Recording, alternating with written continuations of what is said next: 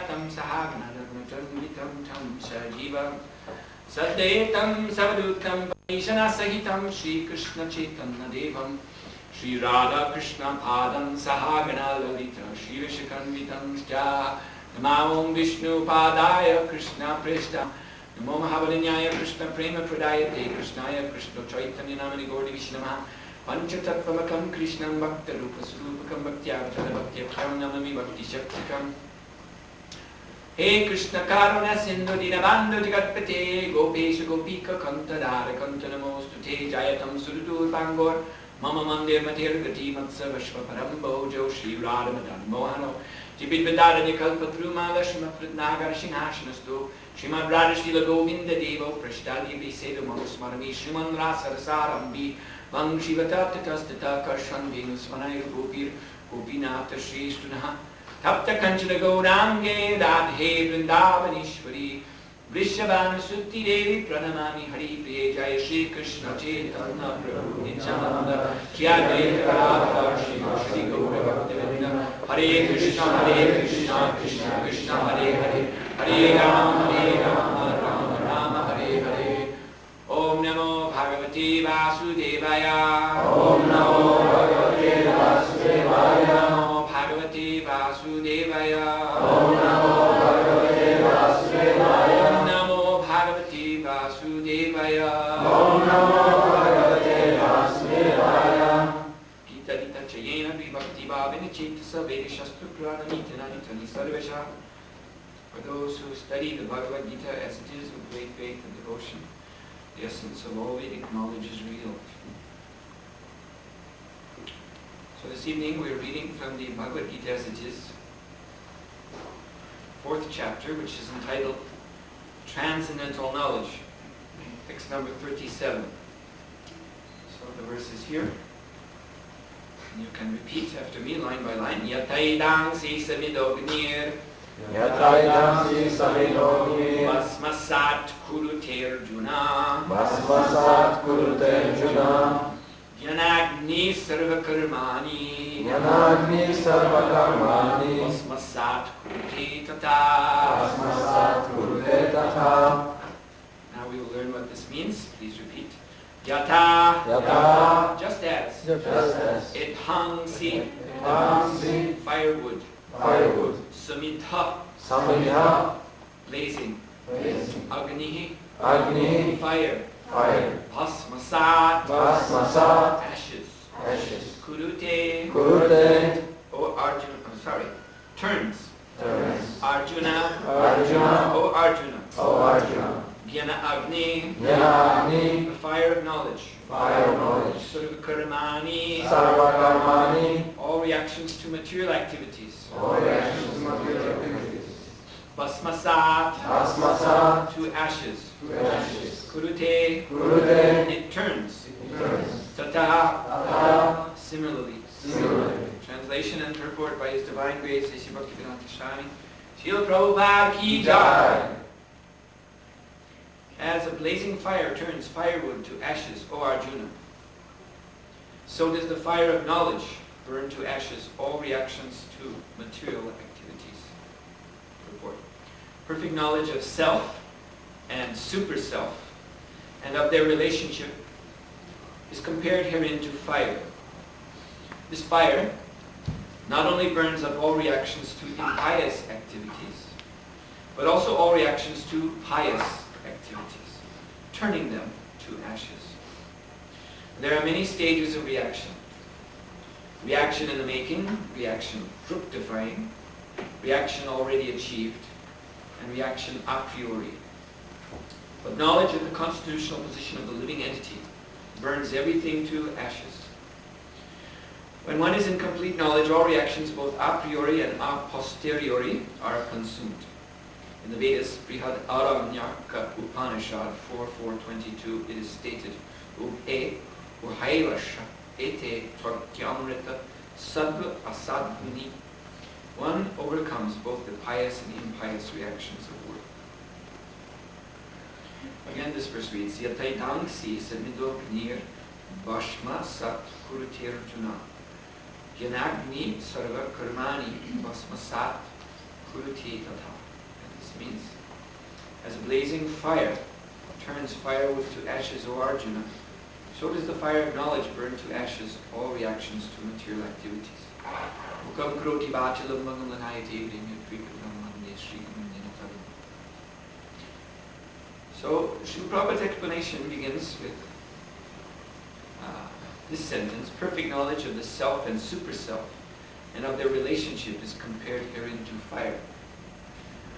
So we will begin here. That there is a self, which is our own individual identity, known as Atma. Each one of us is one Atma, or one individual soul. And there is a super self, which is, of course, Krishna ultimately. But Krishna has an expansion known as Paramatma. And he is depicted right here. This form of Krishna, you see, located within the atom. Also, the same form is located within our hearts. So he is the supreme form, supreme identity over all forms and identities in this universe. And what is the relationship between Atma and Paramatma? So that we can understand in terms of this body, which is a third important consideration here. So this body is described in Bhagavad Gita's yantra, means a machine. So let us consider a machine now. A very commonplace machine nowadays, which probably many of you are familiar with, is a computer. How many people here have computers at home? Oh, not that many. Well, I thought this was all the rage nowadays. Anyway, I think all of you are familiar with a computer and you know what one looks like. So, a computer is constructed to perform certain kinds of work. There is, for instance, an aspect to the computer which is self-regulating. Those who know that in computers there's power management, so you don't use up so much of your battery. It automatically regulates, shuts off the screen or shuts off something else, shuts off the fan if there's a fan, so that you don't use up too much power. This is one thing, self-regulation. Then there's information processing. You type in some information and the computer will process it, give you a result. And so in this way, a computer is designed. By who? By an architect, computer architect, a programmer, software programmer, a designer, in other words. He has thought in his brain what this computer should do, and he has arranged the machinery in such a way that it will do that. So now, there's the user of the computer. So there's a rule. Garbage in, garbage out. That's one of the rules of computing science. If the user puts garbage into the computer, in other words, if he puts false data into the computer, false information, it's not that the computer is going to make it right. The computer is going to give a result which is also false. So similarly, let's now compare the computer to the body. We have a body which is designed by the Supreme Person, Paramatma, Super Soul. And similarly, this body has aspects which are self-regulating, like the heart beats without you having to do anything about it. Fortunately, we don't have to control our hearts. That would be quite a job. That would take your whole life energy. If it was up to you to ensure that your heart would beat from moment to moment, that's all you would be doing, just sitting there willing your heart to beat. Otherwise, you'd be dead. So we wouldn't really have, our life wouldn't very much amount to anything if that was our case. But the heart beats automatically. It is self-regulated. Similarly, the food digests without our attention. So many things in this body are working circulation of blood, respiration, the autonomic nervous system. So many vital systems are going on without our direct intervention. And other aspects of the body, they respond to our will. So in this way you can understand the body is very much like a machine, a sophisticated machine like a computer. Now, in the same rule, garbage in, garbage out, there are certain activities for which this body is designed to do. Lord Krishna has intended this human body to perform certain kinds of activities. And other kinds of activities, while you can do with this body, you're not supposed to do. So this is where we get the idea, mentioned in the purport, of sinful and pious activities. There is sin. Sin, again, these are the activities which we're not supposed to do in this body.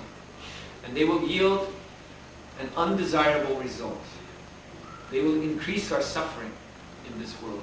The body is programmed to suffer and to enjoy. So if we perform sins, then we increase our stock of suffering. We'll have to suffer those reactions in this life and also in future lifetimes. And then there are other activities which are recommended for us to do. And they will increase piety, and proportionately we will come into a situation of well-being, of happiness as a result in this lifetime and in the next future lifetimes.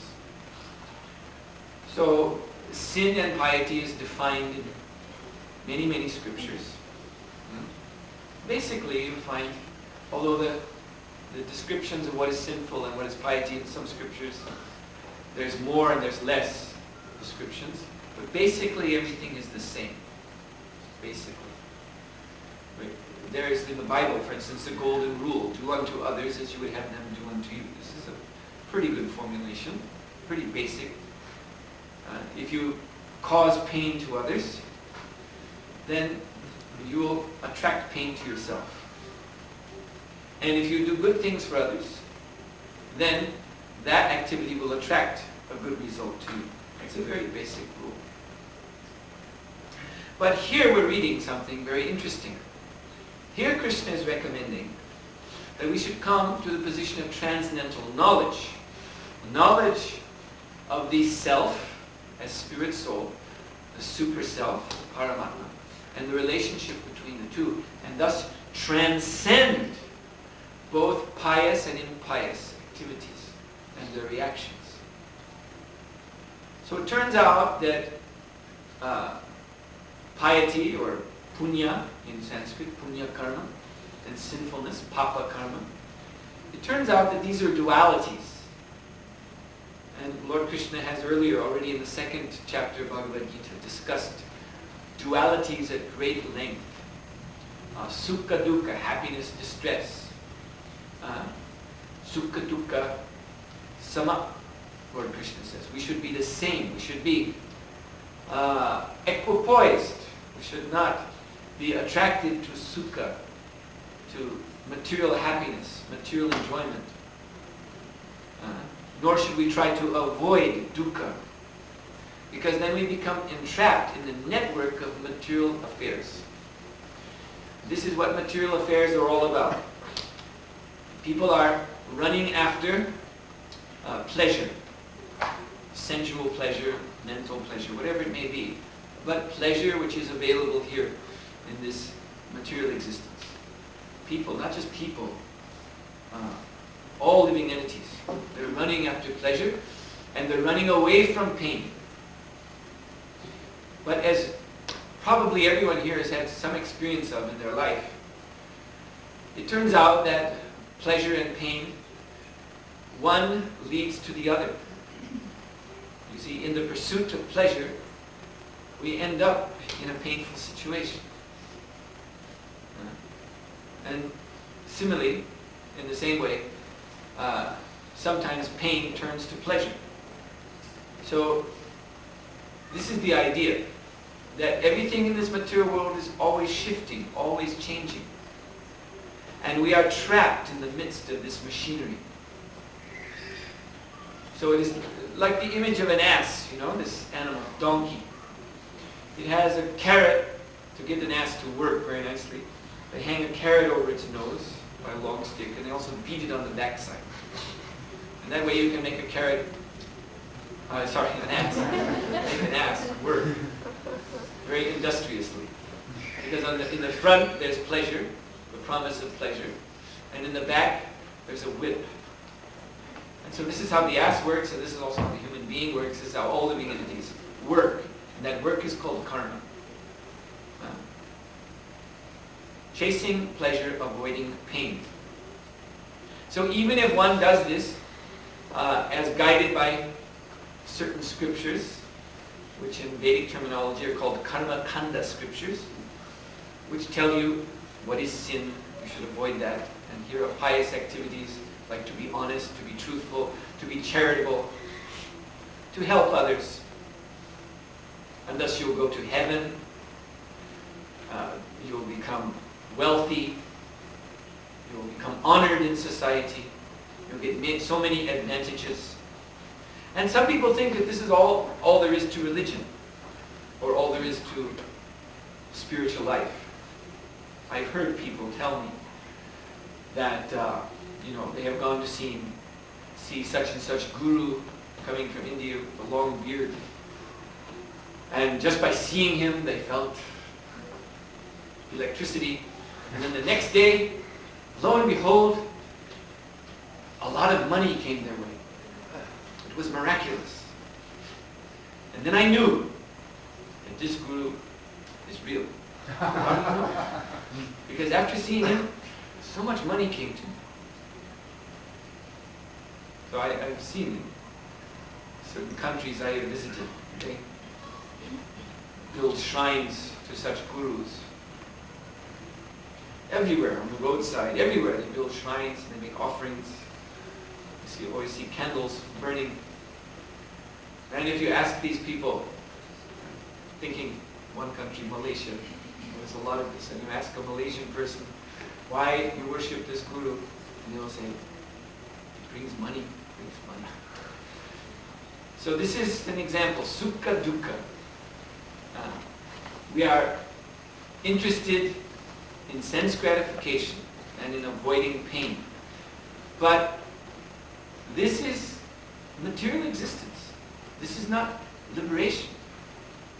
Liberation means to come to the platform of the soul, realizing that material sense gratification, material enjoyment, and material distress are just dualities.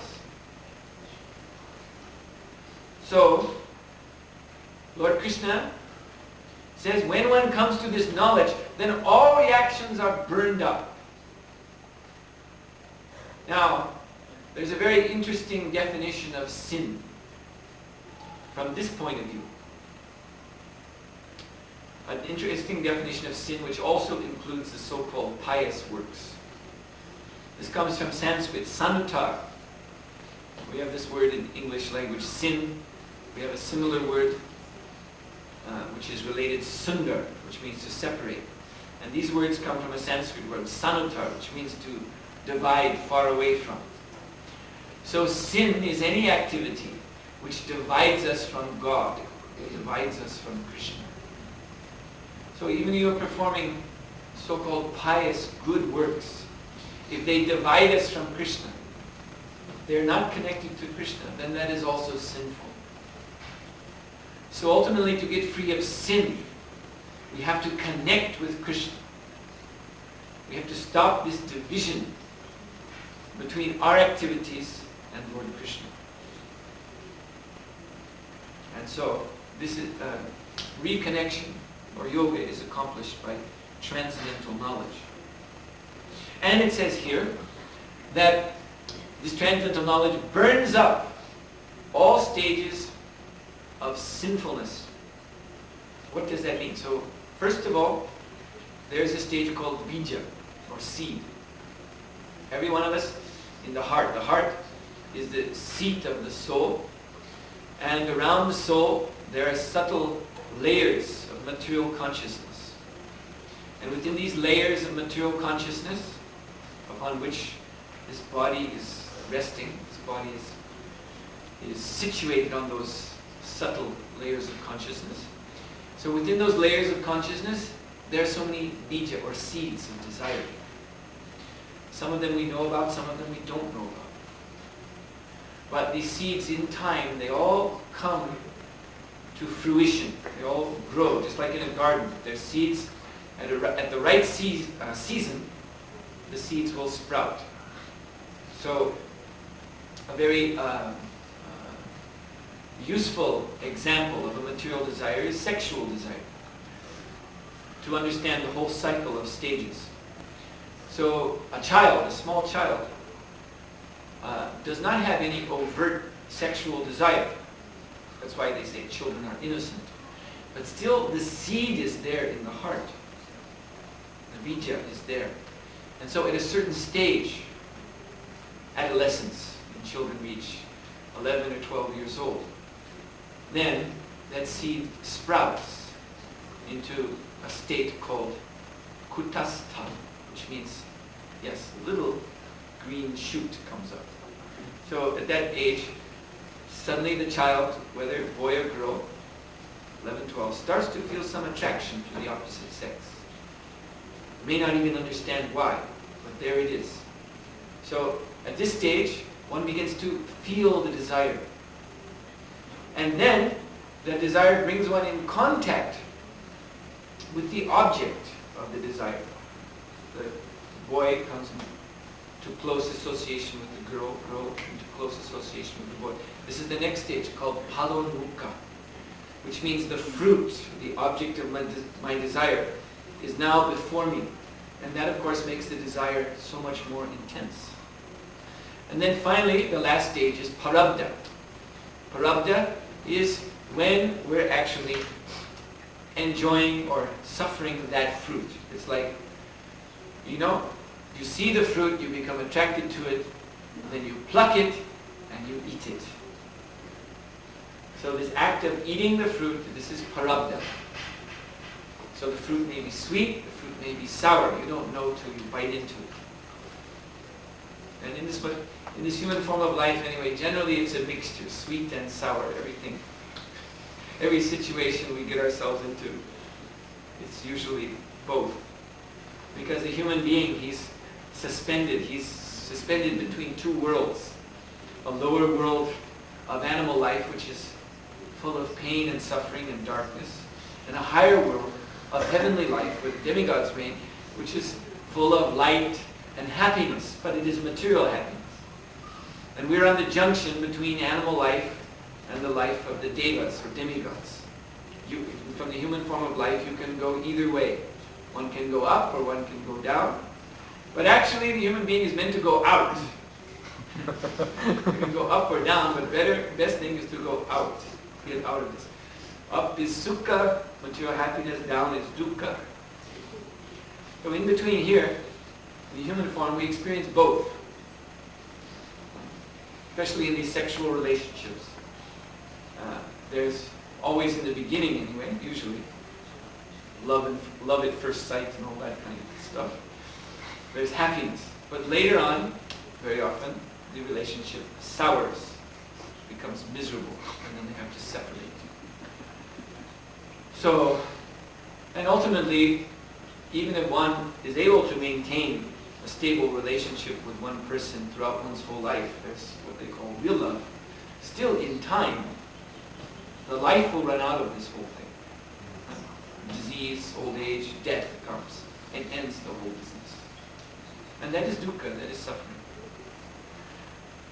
So, this is the parabdha, enjoying and suffering the fruit, and then what is left after one eats the fruit? There's a seed, like a mango. You eat a mango, in the middle you'll find there's a big seed. So that goes back in the heart. And the whole thing will start again in a future lifetime. That same seed returns to the heart. It will again grow. Again there will be kutastha, and palonuka, and parabdha. Again bija. This cycle of four goes on and on endlessly. So in this human form of life, by transcendental knowledge, we can break this process. By realizing that we are eternal spirit soul, therefore we have nothing to do. We have nothing to do with the actions and reactions of this body, this machine. We are different from this machine. And one can become perfectly established in this spiritual consciousness, this self-realization, by developing his relationship with the super self. Some people just try to realize the self without Krishna, without God. But then that realization is not stable. Why? Because the actual origin of our desires, the fundamental root of all of our desires is the soul itself. We are spiritually persons, not impersons. It is not that our personality is just a kind of mask, and then you take it off and there's nothing. And there's just emptiness. Some people who are interested in yoga and meditation and mysticism, that is their conclusion. The personality is a kind of mask, and all we have to do is take it off, and then there's just emptiness, and you're all right. Because there's nothing to do, nothing to feel, nowhere to go, no relationships, and thus there'll be no unhappiness. How can you be unhappy if there's nothing at all? But the problem is, if there is nothing at all, you also won't be happy. Yeah, maybe you won't be unhappy, but you also won't be happy. And actually, we desire fundamentally, in the core of our being, spiritually, we desire happiness. We desire eternal happiness. Just examine your desires for a moment, and you'll see that's what you want. Nobody wants to die. Nobody wants to grow old. Nobody wants to become wrinkled and sick. You see? We all like to be forever youthful. Why is that? If we were just matter, how could we desire like that? Because it is natural for material things to deteriorate in time. And similarly, this human body will deteriorate in time. Why do we try to arrest the process? Through, medicine, or through facelifting, and all these kind of things that they do to try to stay young a little longer. Why? There is a fundamental person who is actually eternally youthful. Nava-yovana. Nava-yovana is the name of Krishna. Yes, he is eternal. As you see there, very beautiful youth. And he is that way eternally. And we are aspects of his own divine self. He is the super self, and we are the localized self, the individual self. So we share in his qualities. Therefore, Sat, we are eternal. And similarly, no one likes to be in ignorance. No one likes to be a fool who's always being misled by wrong information, always getting tricked, always getting cheated. Nobody likes this. Therefore, naturally, we look for knowledge as a solution to our problems. Well, why do we do that? Because essentially, we are chit. We are full of knowledge, just as Krishna is. But now that knowledge is covered by the darkness of Maya, illusion. And finally, we all want to be happy. We want to be happy. Everyone is looking for happiness. Through drugs, through sex, through this, through that. And again, unfortunately, because these are material endeavors, they end up in unhappiness. We pursue the will-o'-the-wisp of happiness and end up in an even more suffering condition. But by knowledge, by transcendental knowledge, one comes to know that in my very nature, as spirit, I am full of happiness. As a spiritual person. So this spiritual personality can only be understood in relationship with the supreme spiritual personality. It's only then that personality has meaning. There are spiritualists who are impersonal. They're not interested in realizing Krishna. They want to realize God as a light, as the impersonal Brahman, Ramajyoti, the spiritual light. So yes, so they have no need, they have no access to the supreme person and to their own personal self. They simply want to merge into light. So that is also there, that realization. That is the impersonal aspect of Krishna. But we actually will not be happy until we realize ourselves as persons. And that is only possible in the relationship with the Supreme Person. Because that's the only sense of spiritual personality. To have a relationship. If you're a person, you must have a relationship with other persons. So we can have a relationship with all other persons, all other souls, through Krishna, the Supreme Soul. And that is possible by transcendental knowledge. So, knowledge, when we speak of knowledge, there's content of knowledge, but there's also method of knowledge. It's not enough just to know this, like content, an idea, a concept. But we have to know how, we have to know the method to realize this. And so this is the method of yoga that we practice here in this International Society for Krishna Consciousness, Bhakti Yoga. It's very simple, as we were doing a few moments ago, by chanting Hare Krishna, Krishna Krishna, Krishna Hare Hare, Hare Ram, Ram Ram, Hare Hare. This very sound, which is actually Krishna himself, another form of the Supreme Person. This very sound brings us into direct personal association with the Supreme Person. And the consciousness being washed clean by this sound, then can perceive itself as eternal person and the Supreme Eternal Person, Krishna. And understand the relationship, the connection, the yoga between both. And in that state of pure consciousness, there is an exchange of love, exchange of divine love, prema bhakti. So this love is the nectar, the sweetness, the rasa, for which we are always anxious in this world. In everything we do, we look for taste. Everything we do in life is impelled by a search for taste. The clothes we wear. Why do we wear certain clothes? Because we have a taste for this. We're trying to experience some sense of fulfillment by the way we dress, the way we wear our hair, the kind of music we listen to, what we like, the films we like to watch, the books we like to read, the work we take up, the career we try to pursue. Everything in life is impelled ultimately. What is the ultimate factor? It is taste. Things we don't like, we avoid. We try to avoid. So there is an ultimate taste. And that is the taste, raso vaisaha, says in the Upanishads. He, God, Krishna, He is that rasa, He is that taste that we are searching for.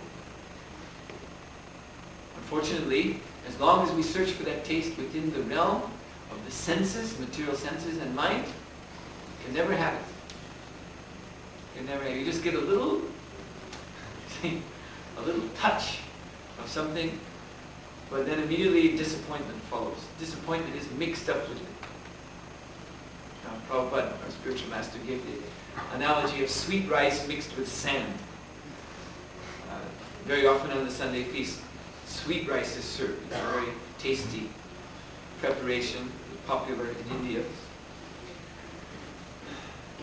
Rice cooked in milk, so it becomes thick, and there's lots of sugar inside. So very, very good. But if you take that sweet rice and lace it with sand, then you will also still taste the sweetness. It will be there, but it will be very disappointing. Because the sand makes it unpalatable. So similarly, in all of our affairs in this world, we are looking for rasa, for sweetness. But it is mixed with sand. And thus we are always disappointed. But if we come to the stage of transcendental knowledge, then that disappointment evaporates. And then there's only sweetness, the sweetness of our loving link with Krishna. And that sweetness, like we said, Lord Krishna is Nava Yovana, ever youthful. He also has another name, Nava Nava Rasa, newer and newer rasa. He's not like the material rasa, when you gorge yourself on it and then it becomes distasteful. You can only eat so much sweet things, and then you become sick of it. Even if you have what is called a so-called sweet tooth, you can only eat so much.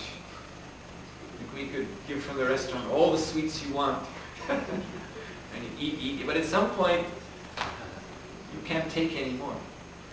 You reach a limit. So that limit, that is called Maya. Maya means that which limits us. That's one definition of the word Maya, that which limits us. So all material happiness is limited. But spiritual happiness, transcendental happiness, Krishna conscious happiness is unlimited. And how can I say such a thing? What is the proof? The proof you can all discover for yourself. Again, in this chanting of Hare Krishna, Krishna Krishna, Hare Hare, Hare Rama, Rama Rama, Hare Hare. If you take this up as a practice, if you make this your habit to chant, Hare Krishna, Krishna Krishna, Hare Hare, Hare Rama, Rama Rama, Hare Hare, then you will never reach the end of the flavor, the sweetness that you unlock by chanting this mantra. Especially it is enhanced as we take up the sadhana, the regulation of bhakti yoga. There are certain activities which hinder the taste of the holy name. For instance, kind of activities that materialists engage in order to enjoy their senses, like meat eating, illicit sex, gambling, intoxication, these kind of activities. So they bind their consciousness very, very strongly to the body. They bring the consciousness down. So if we can free ourselves, if we can break those habits, those are bad habits, and accept the good habit of chanting Hare Krishna, then you will realize very, very intensely the unlimited sweetness of this holy name. And this sweetness becomes, it is compared, it starts off like sugar, water, mixed water, or actually what is squeezed from sugar canes. Sugar comes from a cane, and when it is squeezed in a machine, it comes out as a kind of juice, sugar juice. They take that sugar juice in India and they cook it down, and it becomes syrup. And then it becomes molasses. And then it becomes a kind of crystal, kind of raw crystal. And then finally, after refinement, it becomes rock candy. So like that, as we continue to chant, the holy name becomes sweeter and sweeter and sweeter until it reaches the point of full realization of the Supreme Person, Krishna. One understands that the Lord and His name are not different. So that is our humble invitation on behalf of the founder of the International Society for Krishna Consciousness, His Divine Grace, A.C. Bhaktivedanta Swami Prabhupada, that you all kindly take up chanting of Hare Krishna, Krishna Krishna, Hare Hare, Hare Rama, Rama Rama, Hare Hare, and make this your habit. And enjoy. And that's what everyone wants, to enjoy. This is the real enjoyment. Thank you very much. Hare Krishna. Are there any questions right now?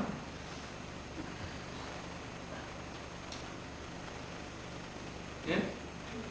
About Radha, she is very intimately connected to Krishna. Should one chant on Radha also? Or? Well, you do that when you chant Hare Krishna because Hare is addressing her. Hare or Hara is referring to Krishna's energy. So his Adya Shakti, his original energy is Radharani, Srimati Radharani. And you can only approach Krishna through his energy. So actually Radha is even more important than Krishna. In this sense, just like you see, you have these big companies, like there's this one company in Scandinavia, Bang and Olufsen, I see. So I take it because the name of Mr. Bang is first, that he's more important than Mr. Olufsen. So when we say Hare Krishna, we say Hare first. Because you can't, it's like the sun.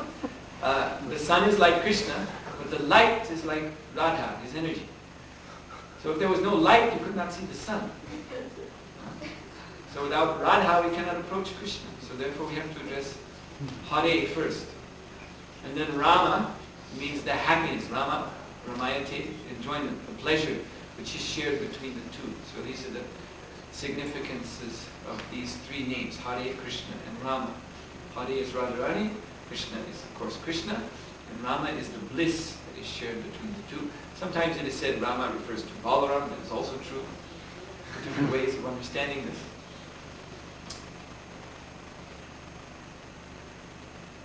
Any other question? Okay, thank you very much. Hare Krishna. Shri Prabhupada ki jai. Suhotra Maharaj ki jai.